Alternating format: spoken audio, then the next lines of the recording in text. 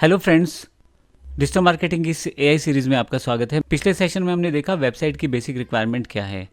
हमने देखा कि 3 चीज़ें हमें चाहिए। सबसे पहले हमें डोमेन नेम चाहिए, आपके वेबसाइट का नाम। दूसरे जगह पे हमें सर्वर चाहिए जहाँ आप अपनी फाइलें रख सकें, यानी कि होस्टिंग। और तीसरा हमें वो टेक्नोलॉजी या वो तरीका चाहिए जिससे हम अपनी वेबसाइट बना पाएँ, जैसे कि WordPress.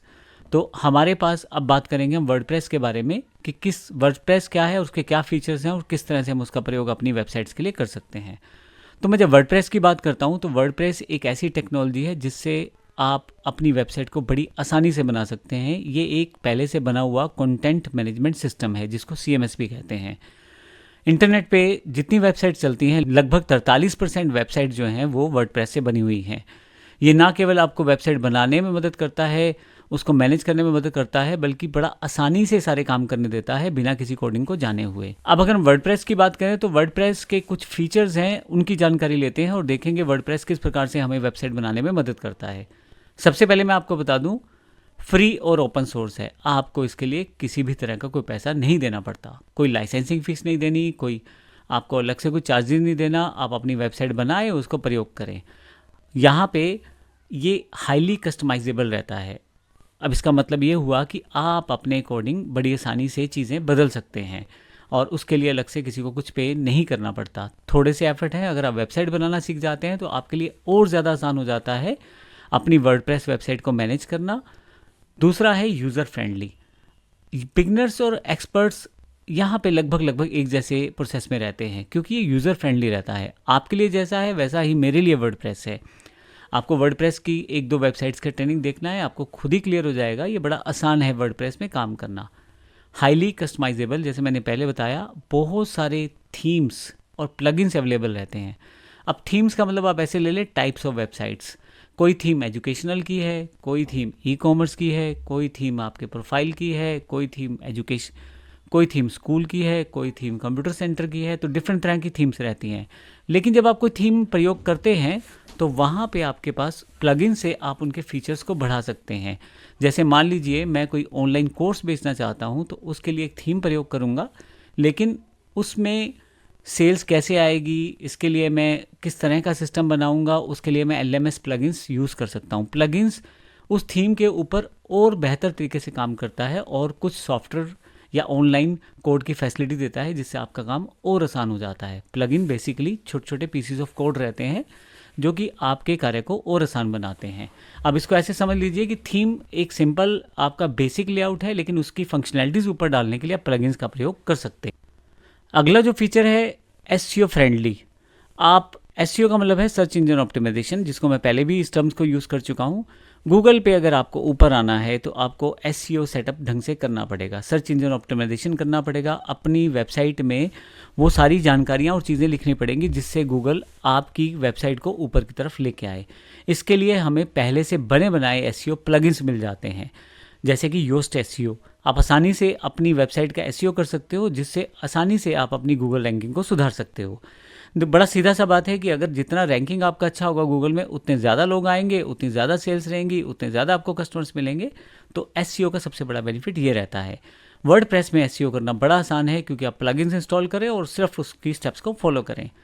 Responsive and mobile friendly. अब यहाँ पे जब आप मोबाइल पे अपनी वेबसाइट को देखते हैं तो वहाँ पे ऐसा ना हो कि डिज़ाइन अलग हो। कंप्यूटर पे देखें तो ऐसा ना हो डिज़ाइन अलग हो, और अगर आप अपने टैब्स पे देखें तो वहाँ भी अलग डिज़ाइन से आपको प्रॉब्लम हो जाएगी देखने में, यूज़र के एक्सपीरियंस में।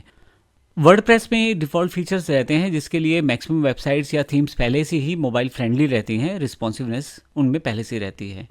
इसके अलावा अगला जो फीचर है सिक्योर एंड स्केलेबल है। आपकी जो वेबसाइट है वो पूरी तरह से सिक्योर रहती है। जैसे जैसे आप काम करते हैं वैसे वैसे आप इसका स्केल बढ़ा भी सकते हैं। आपके पास वर्डप्रेस बहुत सारे प्लगइन्स देता है जिसको आप इंस्टॉल करके कहीं ना कहीं अपनी सब चीज़ें संभाल के रख सकते हैं, जैसे कि backup plugins. All in one बड़ा इंपॉर्टेंट प्लगइन है। इस तरह से अपड्राफ्ट एक प्लगइन है। इसका फ़ायदा ये रहता है कि आप अपनी वेबसाइट को समय समय पर बैकअप रख सकते हैं और अगर किसी कारण से कुछ इश्यू आया है तो आप रिस्टोर करके उसी जगह से दोबारा शुरुआत कर सकते हैं। तो कहीं ना कहीं ये सिक्योरिटी भी प्रोवाइड करता है और स्केलेबल भी रहता है, यानी कि आने वाले समय में अगर आपको वेबसाइट को और अच्छे लेवल पे लेके जाना है और फैसिलिटीज़ चाहिए तो आप पेड प्लगइन्स का यूज़ करके भी और बेहतर तरीके से आगे बढ़ सकते हैं। इसके अलावा स्मॉल ब्लॉग से लेके बड़ी बड़ी ई कॉमर्स स्टोर्स तक ये वर्डप्रेस पूरा कामयाब रहता है और आपके लिए आसान करता है आपकी चीज़ें और आपकी वेबसाइट प्रोसेस। अब अगर मैं इसकी बात करूं कि वर्डप्रेस मुझे चूज़ ही क्यों करना है, बहुत सारे प्लेटफॉर्म्स हैं मेरे पास। तो वर्डप्रेस सबसे ज़्यादा प्रयोग होने वाला CMS है, सबसे बड़ी खासियत तो यही है, तभी लोग यूज़ कर रहे हैं क्योंकि ये बहुत ज़्यादा पावरफुल है अपनी कैपेबिलिटीज़ में। इसके अलावा सबसे ज़्यादा प्रयोग होने वाला है तो लोग इसको ज़्यादा यूज़ कर रहे हैं। दूसरा सबसे बड़ा बेनिफिट है, कोडिंग नहीं चाहिए। आप किसी इमेज का लगाना चाहते हो, ड्रैग करो, अपने जाकर अपनी वेबसाइट में ड्रॉप कर दो। इसी तरह से आपको कोई इमेज लगानी है, वीडियो लगाना है, कुछ भी इस तरह से बड़ी आसानी से आप कर सकते हो। इसके लिए आपके पास प्लगइन्स आते हैं, जैसे एलिमेंटर प्लगइन है या पेज बिल्डर प्लगइन है। हम देखेंगे एलिमेंटर के साथ काम करके किस तरह से आप अपनी वेबसाइट को प्रोसेस कर सकते हैं। अफोर्डेबल एंड स्केलेबल, मैंने पहले भी बताया कि स्मॉल बिजनेस से लेकर लार्ज एंटरप्राइजेस तक आप बड़ी आसानी से इसका प्रयोग कर सकते हो। अपडेट्स इसके लिए बड़े रहते हैं रेगुलर। उसका फ़ायदा ये रहता है कि कहीं ना कहीं जो भी नई वायरस इन्फॉर्मेशन है या अटैक्स हैं, उनकी पहले से वर्डप्रेस को जानकारी रहती है और आपकी वेबसाइट वहाँ पे सिक्योर रहती है और सिक्योरिटी बड़ी स्ट्रॉन्ग रहती है इसमें, तो कहीं ना कहीं आपकी वेबसाइट अप टू डेट रहती है। अब अगर बात कौन कौन सी तरह की वेबसाइट आप बना सकते हो इसमें, तो मैं आपको बता दूं, आप बिजनेस वेबसाइट्स बना सकते हो, प्रोफेशनल साइट्स, स्टार्टअप बिजनेस के लिए हो, एजेंसीज के लिए हो, ब्रांड्स के लिए हो, बड़ी से बड़ी वेबसाइट आप अपनी बड़ी आसानी से वर्डप्रेस में बना सकते हो। आप वर्डप्रेस में ई कॉमर्स स्टोर्स बना सकते हो, जैसे अमेज़ॉन, फ्लिपकार्ट जैसे स्टोर्स हैं, वैसे तक स्टोर आप बड़ी आसानी से बना सकते हो। लोग आसानी आएंगे, परचेज़ करेंगे, ऑटोमेटिकली पे आउट सिस्टम रहेगा, एक पूरा ऑटोमेटिक सिस्टम रहेगा, बड़ी आसानी से आप परचेज़ कर पाएंगे। ब्लॉग्स और न्यूज़ वेबसाइट्स बना सकते हो।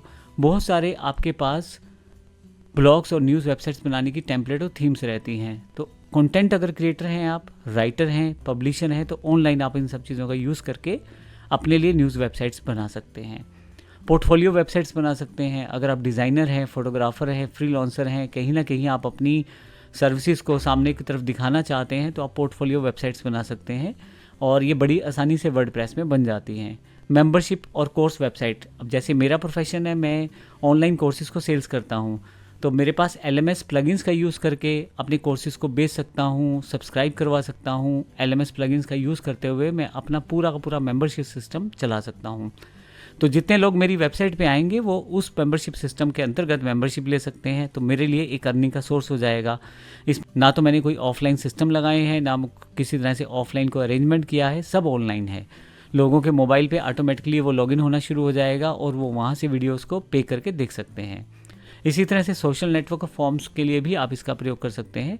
एक ऑनलाइन कम्युनिटी चाहते हैं आप, या ऑनलाइन एक कनेक्शन चाहते हैं लोगों से, कुछ क्वेश्चन आंसर आप पूछना चाहते हैं, कुछ रिप्लाई चाहते हैं, एक तरह का डिस्कशन फॉर्म चाहते हैं, तो ये सारी की सारी वेबसाइट आप बड़ी आसानी से वर्डप्रेस में बना सकते हैं। उसके लिए आपके पास पहले से बने बनाए प्लगइन्स रहते हैं, प्लगइन्स इंस्टॉल करें और आपका प्रोसेस ऑन हो जाता है। तो मेरे हिसाब से वर्डप्रेस में आप किसी भी तरह की साइट बना सकते हैं, आपके पास पूरी आज़ादी रहती है। तो हमें, जैसा मैंने अभी आपको बताया पिछले पूरे सेशंस में, आपको वेबसाइट बनाने के लिए 3 चीज़ें चाहिए। डोमेन, सबसे पहले नाम, होस्टिंग, फाइल्स रखने के लिए जगह, और तीसरा टेक्नोलॉजी जिसमें आप वेबसाइट बनाना चाहते हैं, यानी कि वर्डप्रेस। तो हम अगले सेशन में देखेंगे किस तरह से हम डोमेन परचेज कर सकते हैं, होस्टिंग परचेज कर सकते हैं और वर्डप्रेस को उसमें इंस्टॉल कर सकते हैं। धन्यवाद।